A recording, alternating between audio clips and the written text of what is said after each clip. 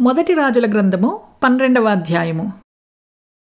తరువాత యెరోబోము ఎఫ్రాయిము మన్యమందు షెకెమును పట్టణము కట్టించి అచ్చట కాపురముండి అచ్చట నుండి బయలుదేరి పెనూయేలును కట్టించెను.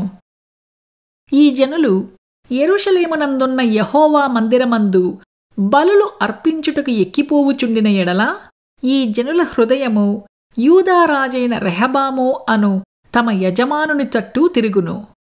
అప్పుడు వారు నన్ను చంపి యూదా రాజైన రెహబామునొద్ద మరలా చేరుదురు. రాజ్యము మరలా దావీదు సంతతి వారిదగును అని యెరోబాము తన హృదయమందు తలంచి ఆలోచన చేసి 2 బంగారపు దూడలు చేయించి జనులను పిలిచి, యెరూషలేమునకు పోవుట మీకు బహు కష్టము. ఇజ్రాయేలు వారలారా, ఐగుప్తు దేశములో నుండి మిమ్మును రప్పించిన మీ దేవుడు ఇవే అని చెప్పి ఒకటి బెతేలునందును ఒకటి దానునందును ఉంచెను. దాను వరకు ఈ రెంటిలో ఒకదానిని జనులు పూజించుట వలన రాజు చేసిన కార్యము పాపమునకు కారణమాయెను. మరియు అతడు ఉన్నత స్థలములను కట్టించి మందిరముగా ఏర్పరచి లేవీయులు కాని సాధారణమైన వారిలో కొందరిని యాజకులుగా నియమించెను.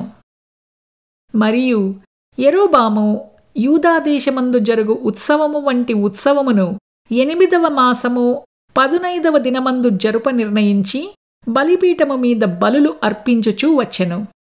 ఈ ప్రకారము బెతేలునందును తాను చేయించిన దూడలకు బలులు అర్పించుచుండెను.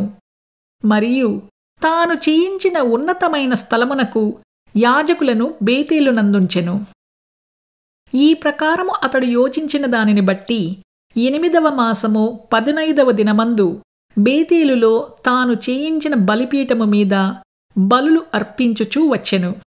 మరియు ఇశ్రాయేలు వారికి ఒక ఉత్సవమును నిర్ణయించి ధూపము వెయ్యుటకై తానే బలిపీఠము ఎక్కెను.